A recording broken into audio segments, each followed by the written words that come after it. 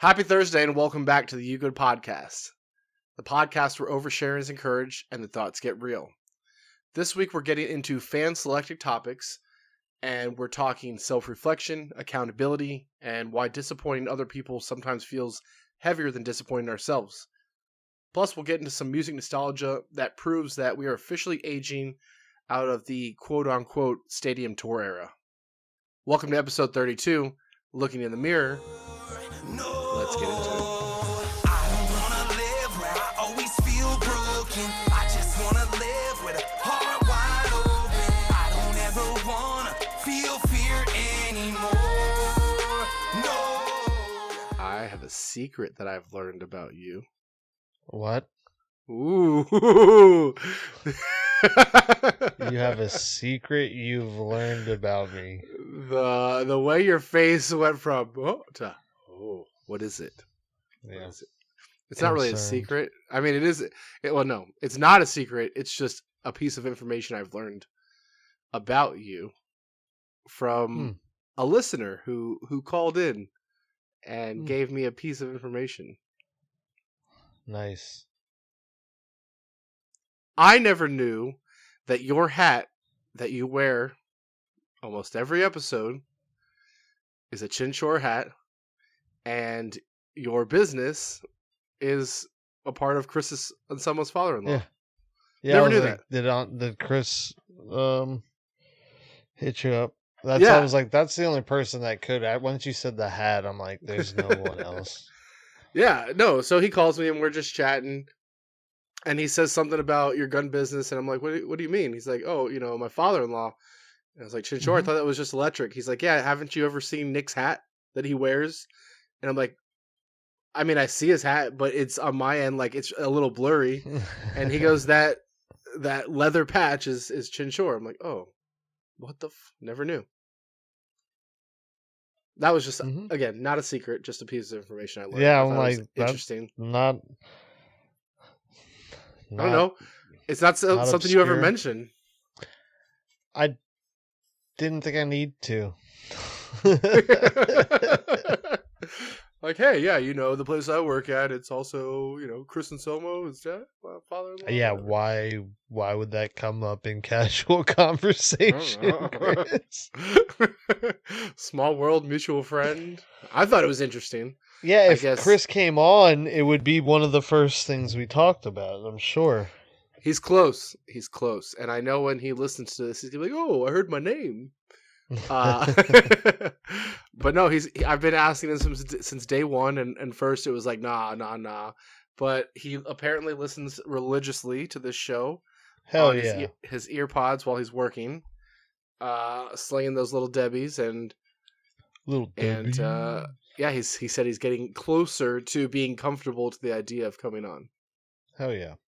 So that would be cool. That'd be cool. Anyways, welcome back from Vegas. Yes, sir. I'm happy to have you back. I know it was very different having you on a different time zone. Yeah. This week's rotational opener is going to be small win of the week. I figured we'd tie that into your trip to Vegas. Talk to us about your work trip. Were there any small wins of the week? Finally got distribution of Hell yeah. of one of the suppressors, so we are well on our way to doing what we needed to do this year. So, and what does that mean? Just like contracting a third party vendor to sell?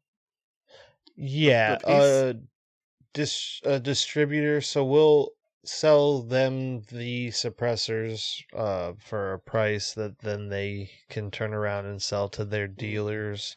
That then their dealers can then turn around and sell it to the consumer.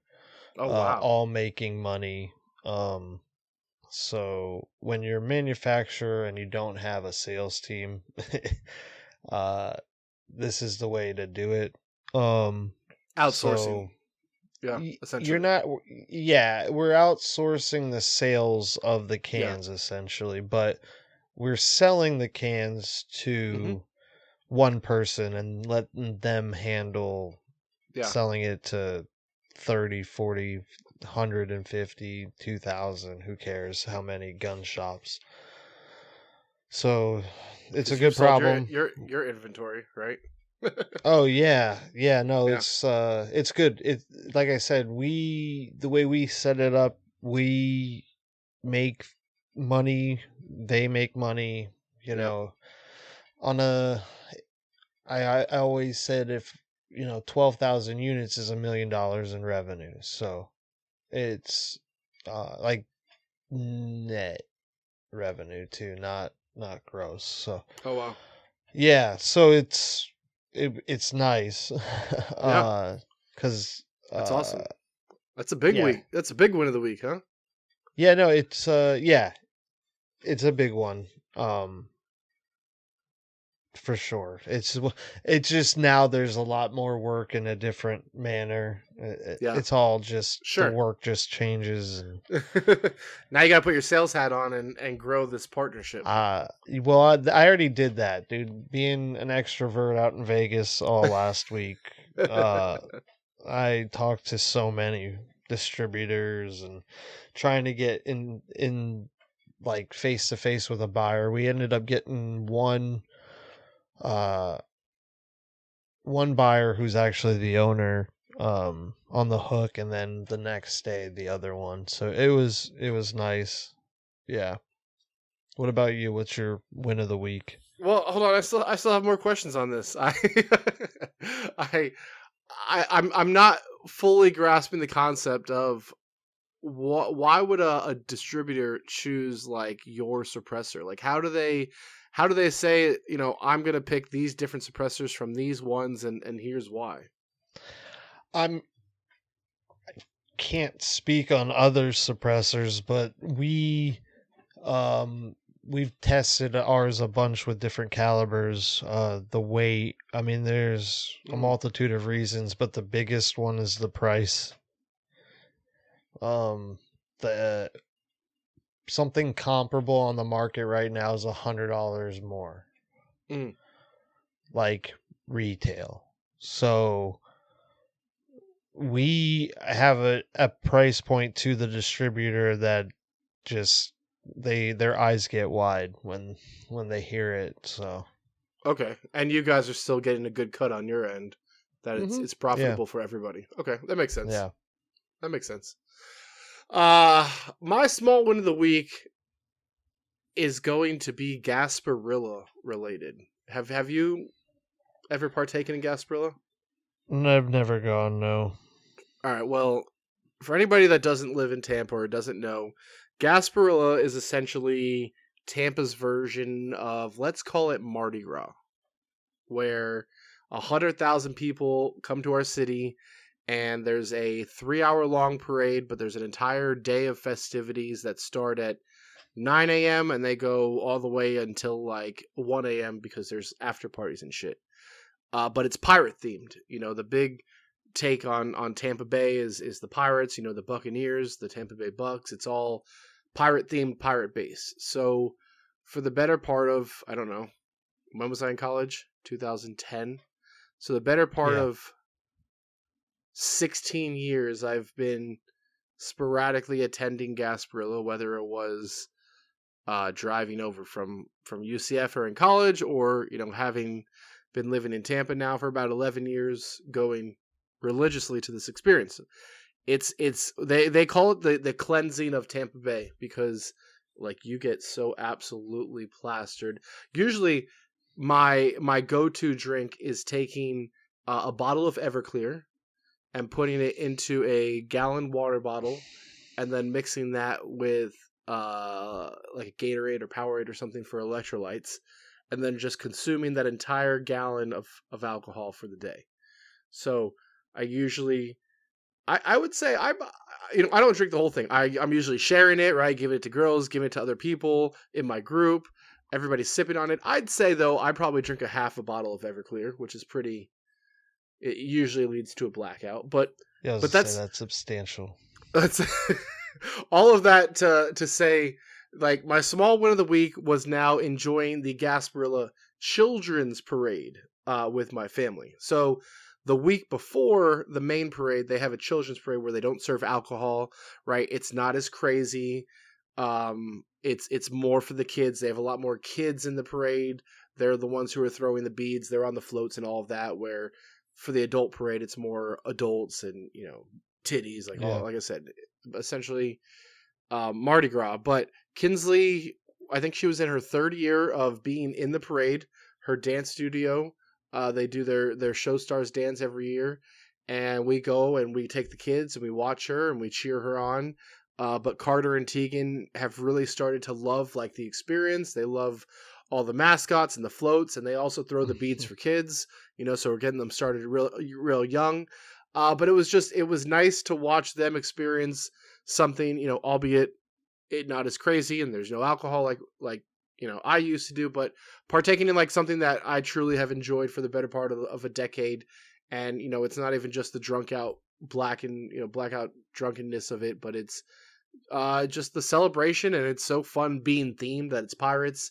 And I would say that was kind of a win for me and a fun part of the weekend. That's super dope that they do that for the kids. I didn't know that. Yeah.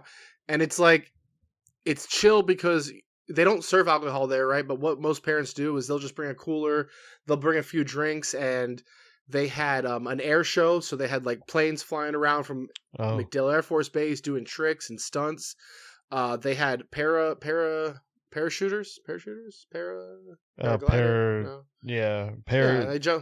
They jump out of the plane and then they land on the Bayshore Boulevard. That's cool. That was cool. Yeah, so it's just a really fun event for them. The police are doing like, ride a bike with a cop, where they'll put a kid on the bike and they'll give him a helmet, and then the cops will help them around this like obstacle course. So it's just making community with the police, and it's just a very well run kids event.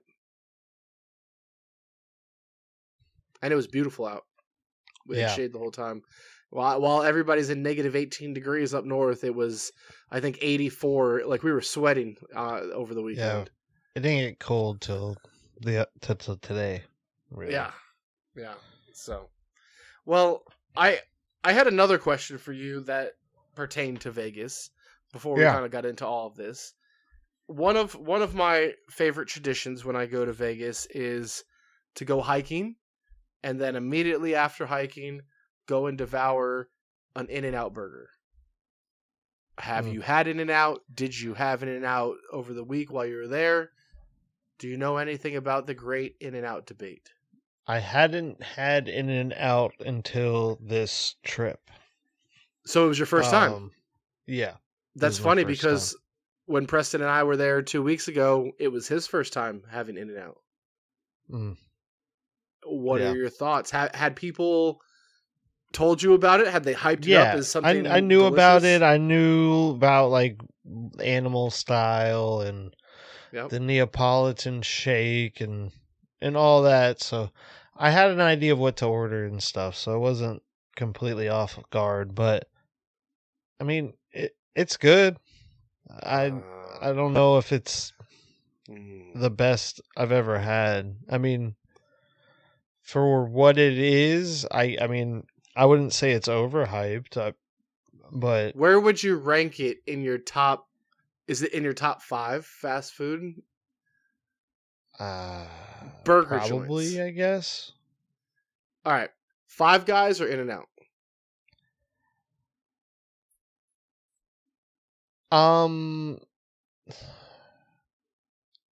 Are we just the hamburger, like just the cheeseburger, or like all of it? Because the fries at Five Guys I prefer over In-N-Out. The thing for me, I agree. In-N-Out, their fries, they don't even put salt on their fries at In-N-Out. Like, you have to salt them. So they are a little bit bland, and Five Guys has all of that extra seasoning on it. The thing for me between Five Guys and In-N-Out, because I feel like those are probably the two superior fast food burger joints, is Five Guys is so expensive now. It's so expensive. Mm-hmm. And In-N-Out is still $7, $8 for a burger. You get Five Guys for Steak and Shake prices, so It's even more expensive than Steak and Shake. Steak and Shake was always so expensive. I hate that place. no, I like In-N-Out. Like In-N-Out's prices are comparable to Steak and Shakes. Like they're not that expensive. It's like $12 for like a double burger, fries, and a drink. It's cheaper than It McDonald's. wasn't. Yeah, yeah. No, like I said, I wouldn't say it's overhyped. I think it's fine.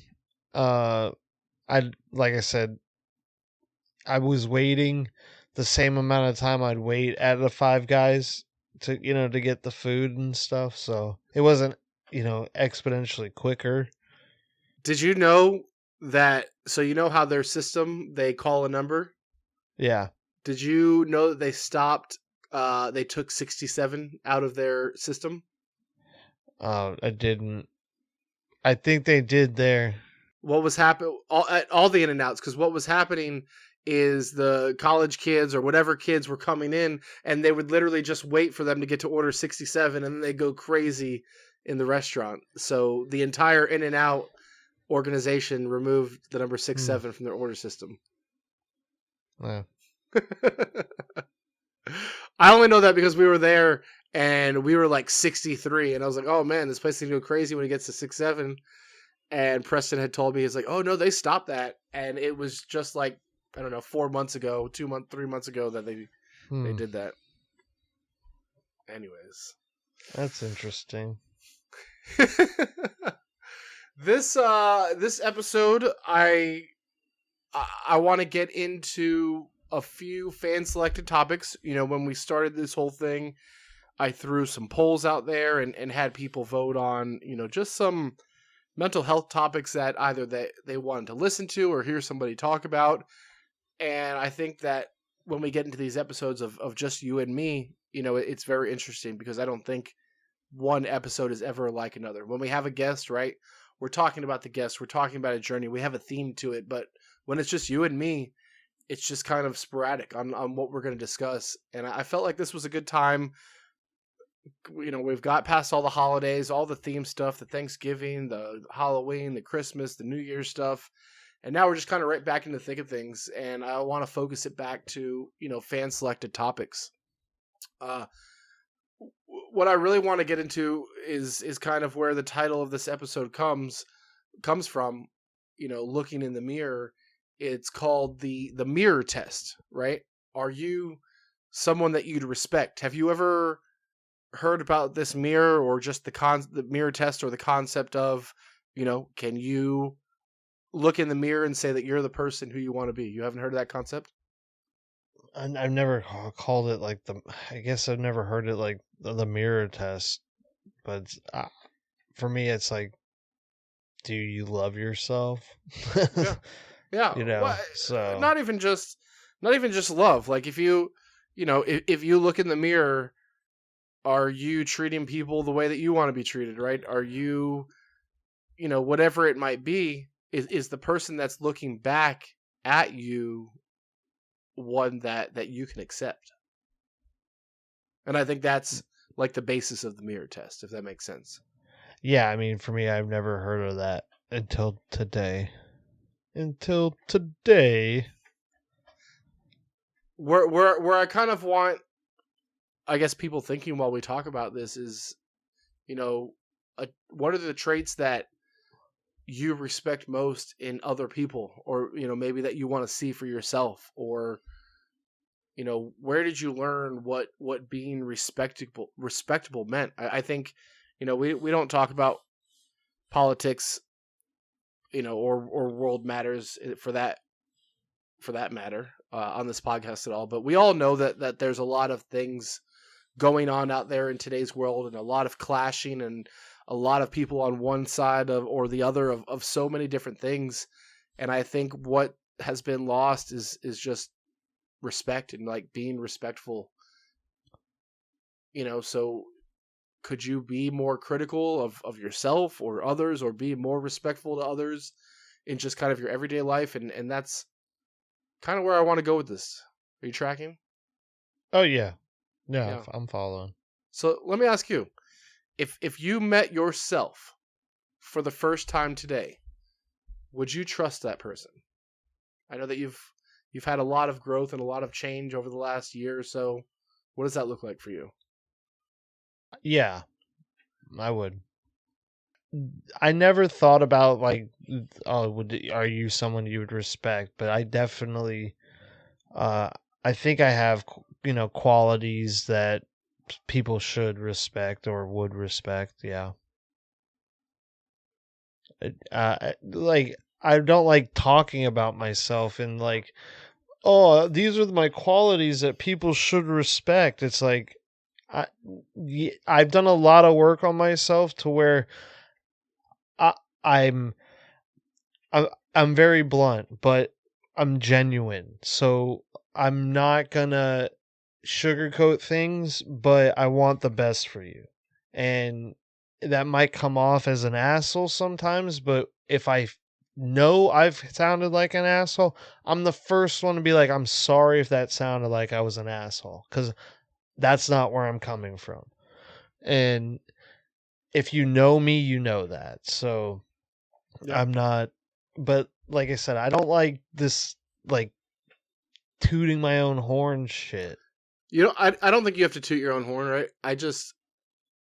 I wanted you to elaborate in a sense of, I guess, self-evaluation, because here's where I look at it from, right? If I were to ask that question to myself, for the first time today, I think the answer is yes, right? But if you're talking about me from 10 years ago, 15 years ago, I would say God no. I was manipulative, I was a liar, I was in what's it called? Selfish, not selfless, selfish. Where I, only thought about myself. It didn't really matter who I hurt Yeah, or what you I said asked or what I now, did. though. Yeah, I know you're right. You asked now, no. You asked now, though. Like, yeah, I'm in the same boat. If it was even, let's call it 24 months ago, I don't know if that answer's yes. Mhm. Like, I'm sure in a professional setting, sure. Um, outside of that, maybe not, and I made sure that that's not the case, like Mhm. now that's not the case at all. So, I think back, to some decisions that I made in the past, and I'm like, man, if I were to like to do that in today's world, or in my today self, I would pretty much be ashamed to look in the mirror and be ashamed to like look at who I was or think about who I was. But I feel like now, most of the time, I make a decision, right, or I make an action, I'm pretty happy with the decision I've made or the way that I went about it, and I try to be very respectful about how I make those decisions. And it's not just about me anymore. It's thinking about, my family or my friends, or, when it comes to work, thinking about my team or my constituents. And I truly try to say I don't try to say, but how do I want to be treated, and how should I treat others? Because, back when I was younger, I was treated poorly. And I think that that's where a lot of it stems from. Very early on, I was treated poorly from being tall and being bigger, right? I was always picked on for my size, especially like in third and fourth grade, when I was always a foot taller than everybody else. It was always the giant. And then when I got into high school, I was always the fat kid, even though, God, I look at my pictures now in high school, and I'm like, God damn, I wish I could be my high school weight and my high school self. yeah. And I think that that's translated a lot, because when I went into college, it was like, okay, I was bullied, and now I'm going to kind of be the bully and take that power or that stance or whatever it might have been. And then you mature a little bit, and then you have kids, and you get older, and you realize, I think that respecting yourself looks a lot different in today's world, especially with everything that we have access to in terms of social media. A lot of it comes from, what do you do behind the scenes, or what do you do behind social media? Yeah, but social media is not real. Social media is not real. It's not real life. It's not real. It's a make-believe land that people can show you only what they want to show you. That's right. That's right. And I think that begs the question, can they look in the mirror? Do you, in your realm, like, do you ever have moments, whether it be now or previously, where avoiding the mirror was easier than facing it? Yeah, I was in denial for a very long time. Like, even when I first started therapy, just working therapy instead of working therapy, telling the therapist, things only to hear what I wanted to hear instead of being genuine and honest with myself. And that's hard, to be honest with yourself when you've fucked up, like you are the cause of this situation, and how are you going to fix it, and not blaming others for how you got there, like it's solely on you. And yeah, so I know I'm my own worst critic. Like, there is no one who's going to be harder on me than myself. Like, I already know that. So, I mean, I don't know if that's healthy or not, but that's just facts. Like, I'm my worst critic. I think there's a balance of being your worst critic. I think it can be healthy. I think it can be detrimental at the same time, especially if you're over evaluating yourself, but also at the same time, I think it could be a sense of keeping yourself in check, right? Making sure that you are respectable and you are doing the best you can or being the best person you can. But then maybe there's times when you over evaluate and you critique too far, and that could be detrimental. But I think there's pros and cons to each side of being your own worst critic. What's one trait? I know that you mentioned, that sometimes you're blunt and you feel like it might be coming off as an asshole. What's one trait that you respect most in other people? Would it be them coming back at you as being just as front as you are? Is it a respectability thing? What's that one trait that you look for? Honesty. Hmm? Just do what you say you're going to do. Outside of that, I can let a lot of things go. Just that one is tough. Like, just follow through. Like, how hard is it? And if you can't, say you can't. Like, just be honest. Like, I can't do that, and here's why. Or, and as much as is even this is professional, personal, whatever, follow through. Like, that's just it. Just and for whatever reason you can't, just as soon as you can or whatever, just talk about it. Say you can't, and here's why. Be honest and upfront. Some things, like especially at work, you don't have to get super personal, but hey, this is going on in my private life. I need some help here. And that then is like, okay, cool. I can help you out a little bit when I see you, struggling, or not where you're supposed to be, giving you some leeway because you're dealing with a bunch of stuff instead of just coming down on you. And then, yeah, honesty, I think, is the biggest. Yeah. I think it blends in too with accountability, is what you're saying. And I feel like that's the Yeah, biggest but trait for at the me. end of the day, it's just honesty, and then being held accountable Yeah, is something accountability. else. But just Sticking to your word, being the one candid. trait, Yeah. honesty. Like, accountability is what I do at that point. I'm holding you accountable for you not being honest. Yeah. I think there's, if we're honest about who we see in the mirror, I think that there's another side to the coin, which takes us into, why does disappointing others hit harder than disappointing yourself? Ugh. I think especially if you respect those people that you disappoint, I think that it hurts the worst because you don't want them to see you as anything but great, like, or awesome, or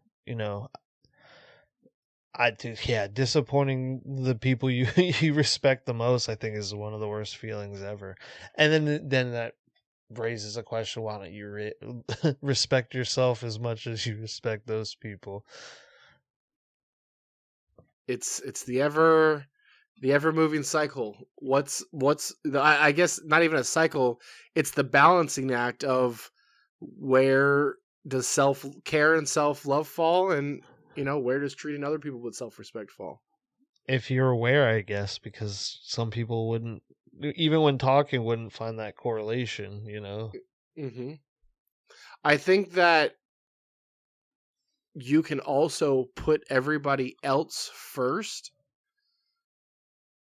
to not protect yourself, but maybe run away, right? I've seen it to where people are, oh, I'm not going to focus on myself. I'm not going to work on myself because maybe they don't believe in themselves fully, but they're like, oh, I'm just going to treat everybody else and I'm going to put them first so I don't have to worry about focusing on me. I don't have to come back to my troubles and I can help everybody with their troubles. Does that come at a cost? Yeah, you don't know who you are. And when those people or things get taken from you, you don't handle it well. Because you have identified as the worker, the husband, the father, the whatever. That's your identity, instead of knowing who you are, but these other things are part of you, and not solely who you are. Like, once we have kids, we're not just fathers. We're still Nick, we're still Chris, we're still whoever. And I think for me, that was the hardest part, was I'm still me, and I have to find that balance, or I'm going to be useless for everyone. If I can't, and maybe in my younger years, I was super selfish, and I need this for me, instead of finding that balance with everyone and making sure I'm doing what I need to do for my ex-wife or my child or whatever. And then I think that comes with maturity. I think it comes with age. Right. I mean, but for me, it came with, working on myself and just being honest. Like I said, in the beginning of therapy, I wasn't being honest with the therapist as I should have been, or whatever. And I mean, that was years ago at this point. And because now I'm like, I tell them everything, I tell her everything, right, wrong, and different, just because it's like getting that extra perspective. I mean, I don't go as near. At one point I was going 3 times a week, dude. I don't go nearly that often. But now it's like, am I thinking about this situation the right way? Or you've given me a lot of tools, and I'm hoping I'm using them in the right way. So can you confirm with me that I'm doing this the right way, or things like that? So I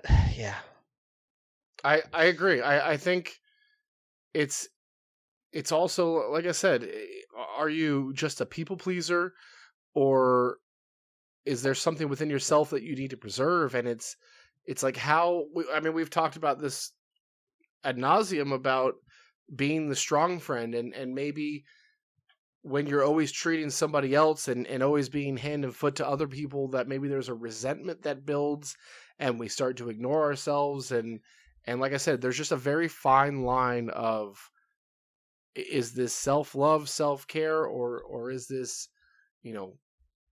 being that strong friend, or being the people pleaser, or being the person that is just there for everybody else because you don't want to disappoint them, but you'll continuously disappoint yourself by letting yourself fall second, fall third, right? Fall fourth. Boundaries.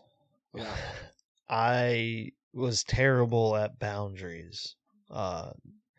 Making sure if something was bothering me, hey, this is bothering me. And a lot of that was because I was afraid that these people wouldn't like me, or these people wouldn't want to be here anymore because this thing might, I don't know, for whatever reason, that's what I thought, and now I leave if that's what you want to do. Like I would prefer you to stay, but if you're going to go, that's fine too, because I'm not going to sacrifice my boundaries anymore to appease people. But again, that would, you asked me 18 months ago, 24 months ago. No fucking way. You could walk right all over me, like I would still, I'm still the same person, but after you burn me once, I'm not going to keep letting you do it now. Like before it was like, oh, it'll be fine. It'll be fine. Like you sound like a, your justification. Like I've never been beat nor beat anyone, but I'm sure that's how it is. Oh, you didn't mean it. Like they didn't mean it. It will get better, but it doesn't. It doesn't get better. They see you're weak at that point. Yeah. Do you expect perfection from yourself? Yeah. Yeah? Yeah. It's not attainable, and I am okay with that now. So would you say the answer has shifted to no? No, I still expect it. But when it doesn't happen, it's not an end all be all. I think I always held myself to the absolute highest, and every time that I would let my girlfriend down or my parents down or, my friends down when I was younger, it would hurt me, but I would push that down because at the same time I was being very selfish, and I'm like, you know what, whatever, I'll move on. I have more friends, or I have new this, and or my parents will forgive me, or whatever it is. But I think now it's more of like a 75-25 to where I hold myself to being more human and know that 100% is not attainable, and like it's okay to fail, or it's okay to not always be on, or it's okay, to tell people no, or I can't do that, instead of being a yes man. I think that's, a few different things, people pleaser, and for me, not wanting people to leave, so that's more of like a fear of abandonment, I guess. But the only person that ever left was my dad, so and that it wasn't his choice. So yeah, coming to terms with all that, not knowing that, holy shit, I'm still holding on to that, and it's a long time coming, that I wish that I had the patience I have now. That is the biggest, and I still don't in certain things. Like, don't get me wrong. Like, if something doesn't go right my way, or like I have some patience, but that patience wears thin quickly. Like, especially with technology at work. I did it today. Boomer. Dude, today I was trying to do a print and it just wasn't doing what it was supposed to. Like, it wasn't selecting the right lines, and just at a certain point of me doing the same thing over and over again, I just got frustrated, and I'm just like, fuck. And did you punch the machine, or did you get help? Huh? I said, did you punch the machine, or did you get help? Nah, I didn't punch nothing. Dude, I stopped punching stuff a long time ago. You break your hand, dude. You stop punching stuff. I mean, think about how many baseball players like punch the bench or something and then break their hand. I'm like, what an idiot. The last thing I was drunk. I was drunk and I got in an argument with my ex-girlfriend and I punched a industrial mailbox. Like the big metal multi-box Yeah, and I USPS dented it. mailbox? Yeah. And I dented it and Good Lord.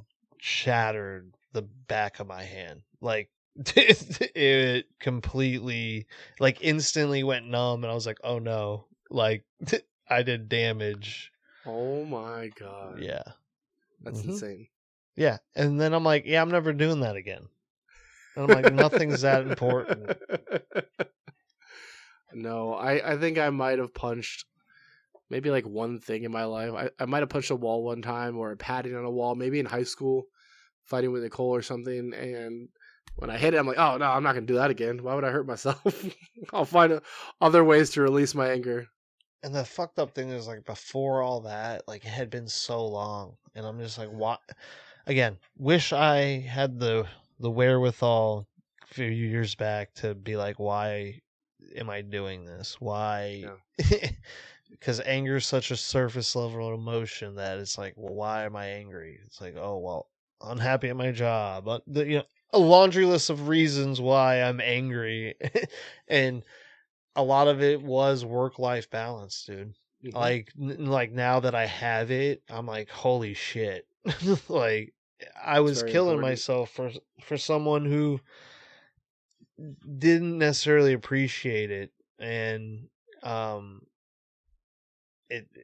it was eye-opening when I left, you know. But, yeah.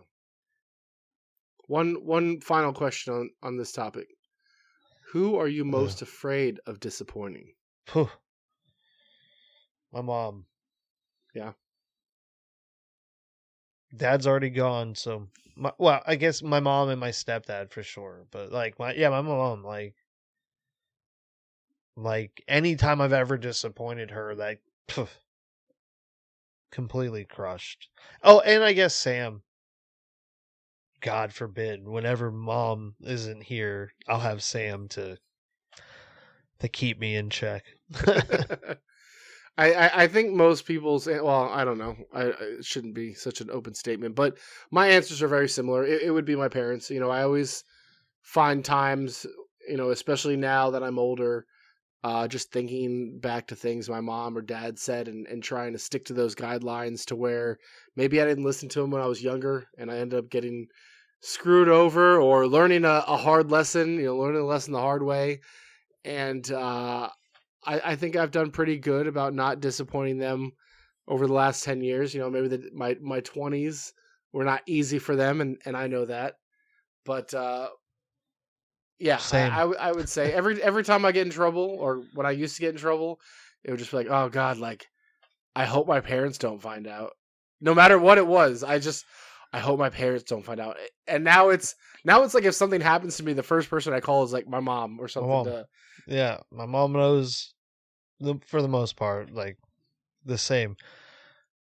I'll never forget that. Like, so when I first got a DUI, the only, you know, you go to jail. Well, I don't know how many times people have been in jail that have listened. Maybe none. But when you go to jail and you get booked, like, they take everything. And I think they've changed the rules to where they allow you to look at your phone now if you need contacts. But back then, when I got my DUI, it was like, oh, you know, no cell phone, no electronics, no nothing. Here's a phone. Call whoever you need to. And it's like, well, I only know 2 numbers. I know my mom's cell phone. Well, 3 numbers. My mom and dad's cell phone and my home phone number. Yep. And even though it's like 12:30 in the morning, I got to call somebody. And, you know, having to call my parents and like, I remember how disappointed they were. They lived in Orlando. I lived in Tampa is when I got my DUI after I moved on to college. And I always talk about another story where when I went to jail in college, it was New Year's and I got arrested for fighting with the police. And when I ended up getting booked, like my cell phone was dead. They ended up taking everything from me, and they were like, "Who do you want to call?" And I was just like, "Man, I really don't want to disappoint my parents again, so I'm just not going to call anybody, and I'm going to stay the night in jail, and I'll figure it out in the morning." That's funny. And in I the didn't morning, have to call anyone. I got bail and I paid a taxi home because my stupid roommates wouldn't. They didn't even care that I was in jail, let alone come pick me up. Yeah, I had bailed myself out before I was even booked. So It was New Year's and we were at a pizza shop, and I think I don't know if I've told this story on here before, Yeah. but I don't know. I was trying to talk to my buddy who was like paying, and the cops were like, "No, you need to go in line if you're going to order." I'm like, "I'm not ordering. I'm talking to somebody." And then one cop pushed me, so I pushed him back, and the next thing I know, I was tackled, and there were people like fighting me. It was frustrating. All of that happened. My roommates never came to check on me. I got arrested. They were just like, okay. They all went home. They finished all the pizza. They didn't even leave any left over for me. I showed up like the next day, and everybody's like, "Oh, where you been?" I'm like, "I was in jail, assholes." jail. Like, what the fuck?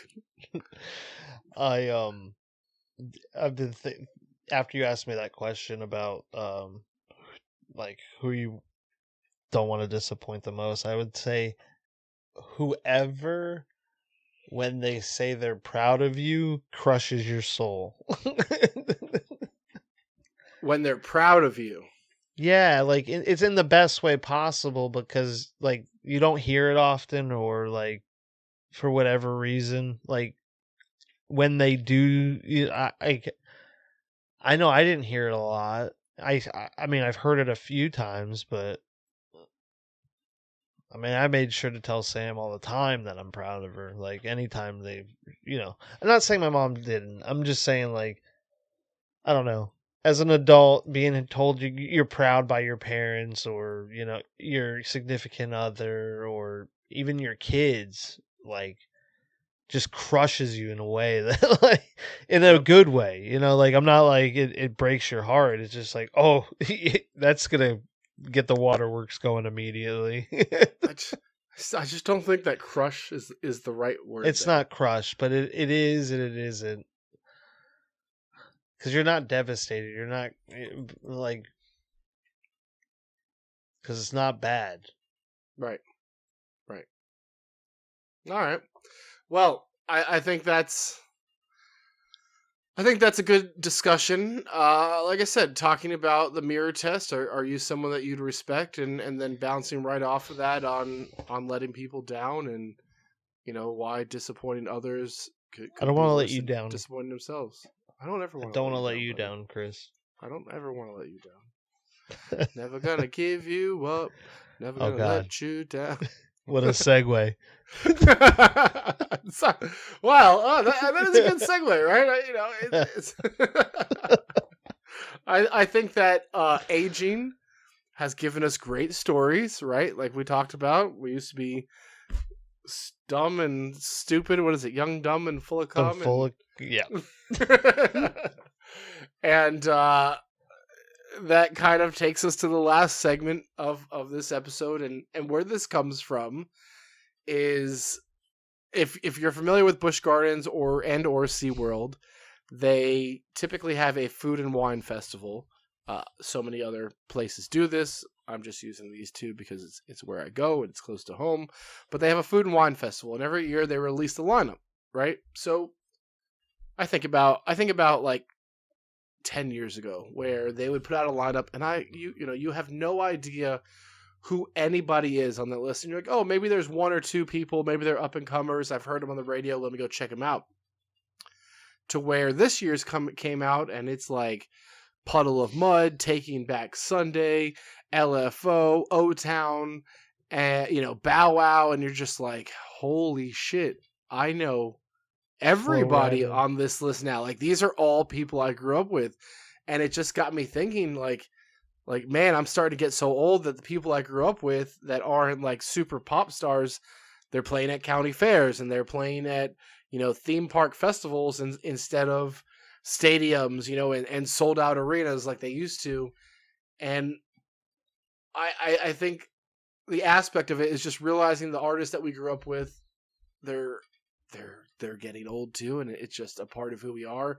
But what I wanted to talk about, I guess a little bit is throw around is just music that shaped us, or albums that we grew up with, or we remember, being one-hit wonders. Have you had any like realizations of this lately? Because that's not the only realization I've had of me getting old. The other, that comes to mind is the Hall of Fame ballots. Yeah, to where that's the one. 20 years ago we didn't know a single player on the Hall of Fame list, and now we know every single player. It's like, oh, I just felt like they were just in our fantasy football. Or the other one that gets me right now is sports announcers. Like when they're like, oh, Joe Buck, and to us, I never knew he played football, or saw his career. And now the sports announcers are starting to be like Tom Brady and, Shaquille O'Neal and Charles Barkley. And you're just like, man, I think even like Tracy McGrady is a sports announcer somewhere.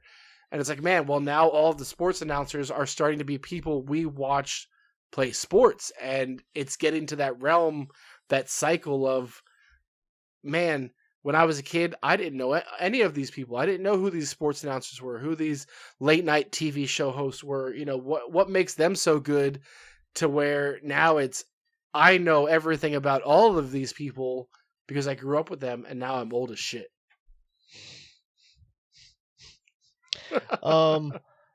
Outside of like the Hall of Fame, I'm trying to think.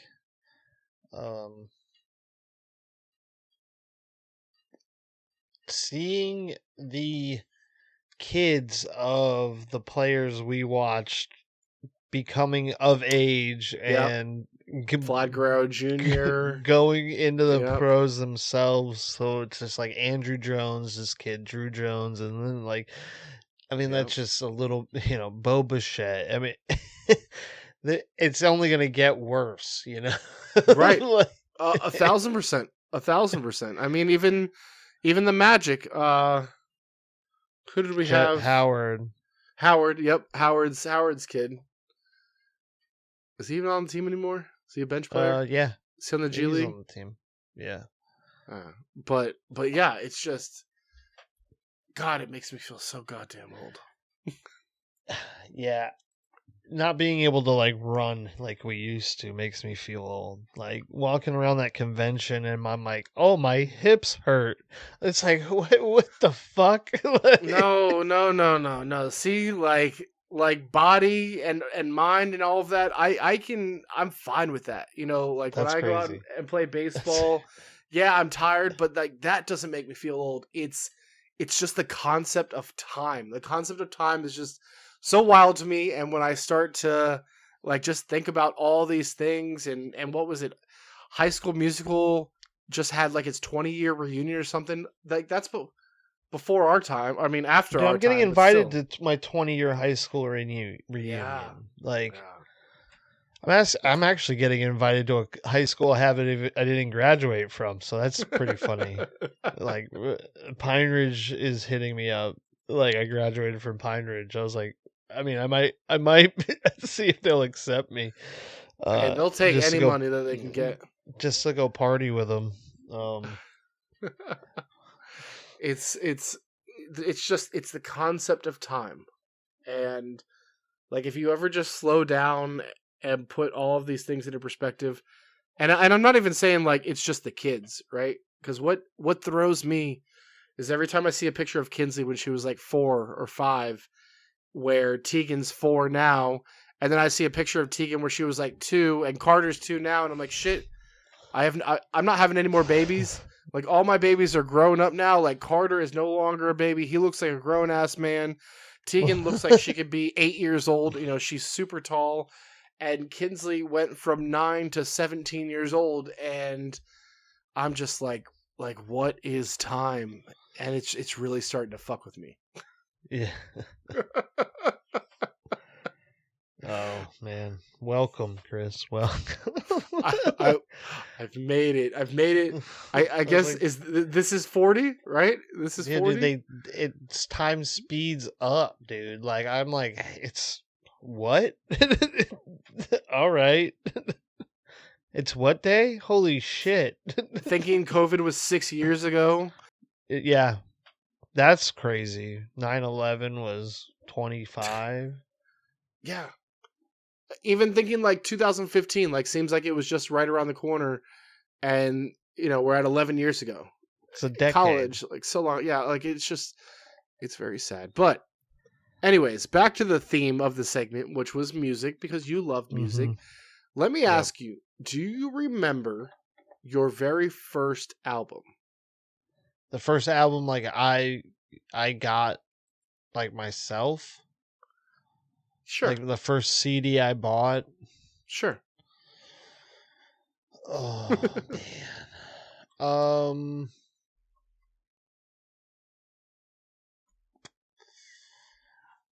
I can't recall. I know I had Hanson, like the Bop album.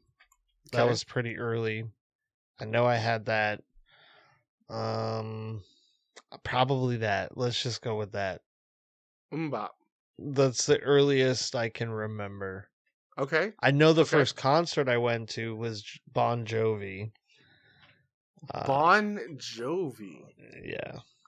My first concert, completely opposite of yours, was Spice Girls. Nice. Fucking With your Spice mom? Girls with my mom, the Sarah Meadows, at the Orlando Arena. I guess it would have been the Mhm. original Orlando Arena. The We TD had, like- Waterhouse. Yeah, the TD Waterhouse. We had like little pins that was like SPICE. I even have. I think I found like 2 of the little pins in a box or something. But yeah, That's funny. my first concert was Spice Girls. I know we had those CDs too, but I don't know, like I would imagine they were my mom's. Yeah. As I got older, I know I had like Hoobastank and Weezer and those guys, and then when I got into high school, and then like Two Live Crew because of my stepdad, and Beastie Boys and the Jerky Boys. I had the Jerky Boys albums. The Jerky Boys. Yeah, they used to do like funny shit, like prank calling people and. Oh, so they're not like a. No, but they Wow. were CDs, dude. That's pretty crazy. The earliest. Well, what was earlier? What the earliest CD that I know that I had, it was either Will Smith or Britney Spears. What came first out of those two? Probably Britney Spears, because Big Willie Style was like a 2000. No. I want to say, yeah. No. Big Willie Style was definitely the 90s. Big Willie Style was 97. Baby One More Time was 99. So I would say that Big Willie Style was like my first recollection of a CD that I had. Okay. Definitely had her poster in my room. Not Oh, sure I if think we all did. I don't I think know we sure all if I did. had her album. Probably did. I did. I Avril had the Lavigne, I had hers too. I did not have an Avril Lavigne album. I remember that I was not allowed to listen to Eminem, and I remember that I would always take disc. What are they called? Cassette tapes. Yeah. Fucking old. And record the songs on the radio so I could listen to them. Mm-hmm. But I do remember one of the first albums that I bought that was explicit was the Chocolate Chronic? Starfish and the Hot Dog Flavored Water. Flavored water. Oh, Limp Bizkit. Yeah. Yes. That was good. We had that one. I don't remember Oh, how God. I would have bought it because how old dad. would you have to be to buy 17, I explicit. would imagine. 17? My dad used to buy them. Like Al. Al used to buy us all that shit. Al was a giant kid, dude. It wouldn't have been my dad because my parents didn't want me listening to that music. And then I remember like having it on a baseball trip and playing it in my headphones, but my dad, like I remember he couldn't find out what I was listening to in my Walkman. That's funny. Maybe you just stole it. Maybe somebody like Candace? So it says it's 18 years old. You had to be 18 to buy a you CD with steal a it? parental advisory label. No. I only got caught. I only stole one time, and I got caught. I stole from Target while my mom was working there, and I stole packs of baseball cards. And I guess they Oh my caught God. me. They caught me on the cameras stealing it, and they told my mom because she worked there, and she was like, "Bring him in and like charge him fully."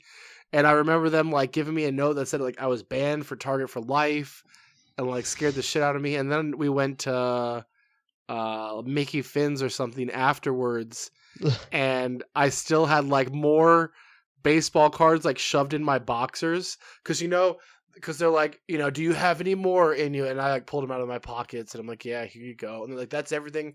I'm like, yeah, that's everything.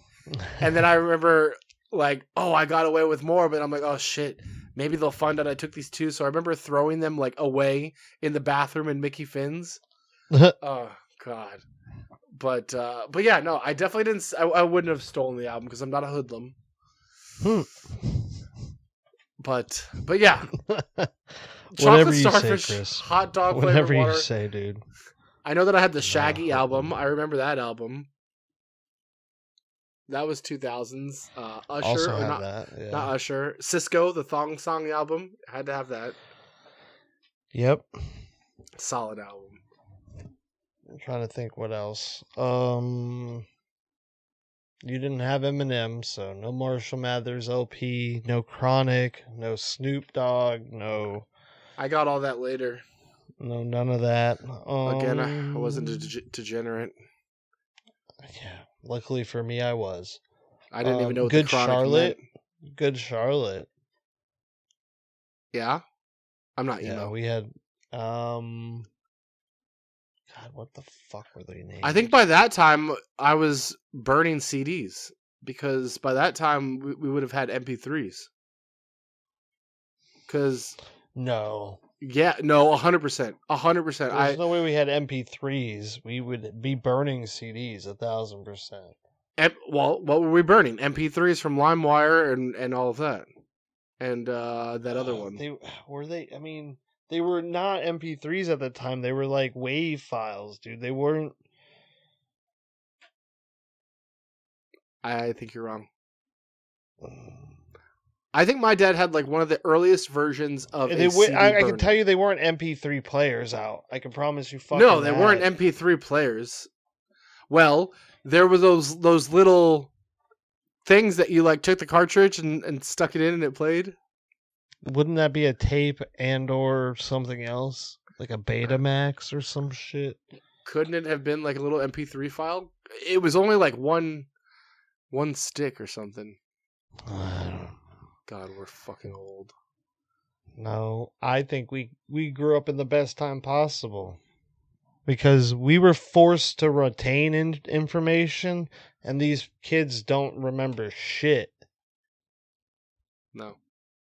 I saw, I don't know how true this is, but I saw like a study that kids our age from the video games we played were taught like much different lessons, like having to reset a level or actually complete a level, having to have patience when like solving puzzles, because if you get to the level and you die, there's no instant save. There's no save point. Like you have to restart the entire level again.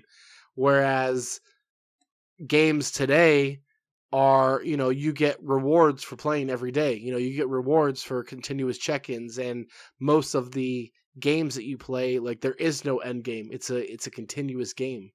So our brains were trained in a much different way just from the video games we played. What say you? Hell yeah. I'm a great problem solver.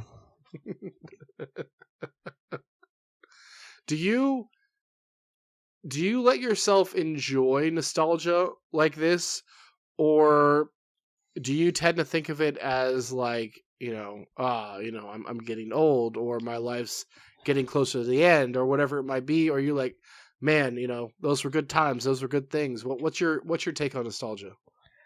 For the most part, I can enjoy it. There be like, I was watching something the other day that like it was like a show or like the finale of something, and it was like, oh, this is coming to an end, And then like when things like that happen, I'm like, oh shit. Like I'll get anxiety a little bit. I'll be like, why? Oh, things are ending. And then you start, well, where was I when it's Stranger Things, right? So it's like, where Yeah. was I when this thing started? And it's like, oh my God, Sam was fucking 7, like when this thing started, like I'm like, holy shit. Like she was a baby and now she's an adult. She's not, but you know what I'm saying? Like, Yeah. close enough, Yeah. Yeah, it's wild. Are there any albums that you had that maybe they ended up being one-hit wonders that you were like, oh, this band or this album's great, and then there was nothing after that? Yeah, probably probably like Jimmy Eat World or something Mm. like that, where they didn't really have any giant mainstream hits except for like one or two. I Yeah. can't even name them right now. So I just saw Jimmy Eat World a few months ago at the amphitheater. They opened. I was like, man, they're opening. yeah, The middle is their main song. yeah. Thank you. Yeah. You're welcome. Yeah. So maybe them. I'm trying to think. I listen to a lot of obscure shit, dude. Like I the other day I was playing trivia and just the beginning of a song played and I was like, "Oh, that's Chuck Mangione." And everybody at the table was like, "What the fuck?" I'm like, I don't know." I'm like, I have no idea why I know this, but I know, like, it's not like oh, maybe. I'm like, no, that's exactly who the fuck it is, and I know Yeah. the song title and shit. I'm like, I wish I knew why I know this, but I oddly, that's like one of my a similar weird traits is just I'm able to hear like the first 2 seconds of a song and be like, oh, that's this song, that's this song. And Callie and I play that game all the time, and fuck you. it'll still be like 30 seconds in, and she still doesn't know, and I'm like, come on, like they've already said the name of the song and the words, like you still don't know it. Do you do, I can't stand God, and I feel like such an old person, like saying all these tropes, but Oh I my can't God. stand new music today. Like there is not a lot of new music that I enjoy, and Not true.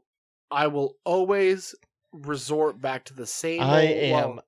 I'm digging the new stuff because it Yeah, is like, oh, especially like Olivia Dean and like all her British friends that like the diamond ring, diamond ring. I can't even do it as fast as that chick singing it. It's about a diamond ring, and I'm like, there will be hell like yeah. there'll be one offs of songs and people that I'll hear and I'll listen to, but I feel like I'm never grasping at like a new artist and I'm like, oh well, let me hear this and let me hear this and let me buy this album. Like where I think about Eminem, I had to have all of his albums, I had to listen to all of his music. New Bruno Mars is dope. I heard new Mariah Carey. I heard a new Mariah Carey song yesterday or 2 days ago. Dope as shit. You wouldn't even know it's Mariah Carey. Really? Yeah. Who else just dropped one? Ti just dropped a new song. No, that's why I'm like, no, I'm good with this stuff coming out. Like I'm definitely I love Spotify because like New Music Fridays and all that. Like We I'm know. getting We like know. new stuff, but Sam's whole life I've been putting Sam onto music before she hears it from anywhere else. And then it will go mainstream and she's like, I've been listening to this. Like Yeah. and I wish I could like point them out, but like Benson Boone, like it's a lot of like artists that are out now that I've found years ago that I'm like, just check this out. Like, and then they turned into something like, shit, okay, sweet. Yeah. That's pretty cool. That's pretty cool. I mean, you do have a musical background. You have a musical head on your shoulders, and you probably consume a lot more different music. I think my Spotify liked list that I made has like 1,100 songs, and those might be like the same that's songs I cute. listen to over and over, and they're all old. None of them are. I feel like none of them are new. All right, give me any last words on today's episode, today's theme, today's segment, whether it be the time-space continuum, nostalgia, or just being a better person and respecting yourself. Yeah, while going through that journey, give yourself grace. It's not the easiest thing to do, to be honest with yourself, to correct the things that you deem that you need to correct, because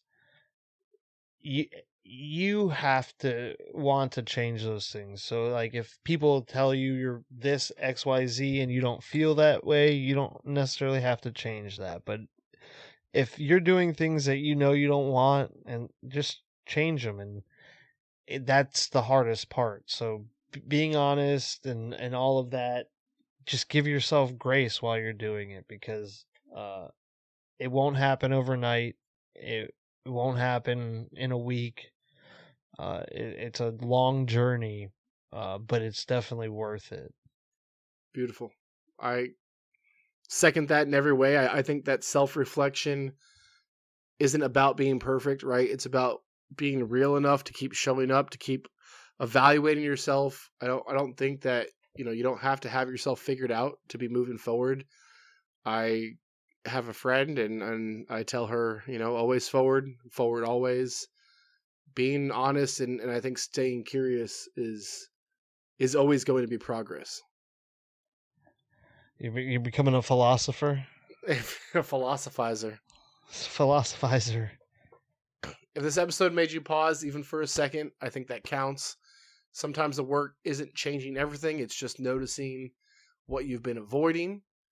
And like we always say, if any part of today's episode hit home, please share it with a friend. Tag us at CrodsPod on Instagram. You can follow us on TikTok at CrodsPod. Help us keep these conversations going. We drop new episodes every Thursday morning at 8 a.m. We are live on YouTube, Spotify, Apple Podcasts, Amazon Music, and iHeartRadio. If you have a story, a topic, or you just need a vent, please email us at crodspod@gmail.com. We want to hear from you. We are here to talk to or talk for you. Our safe space is your outlet. And until next time, live fast, eat ass, or be brave enough to look in the mirror.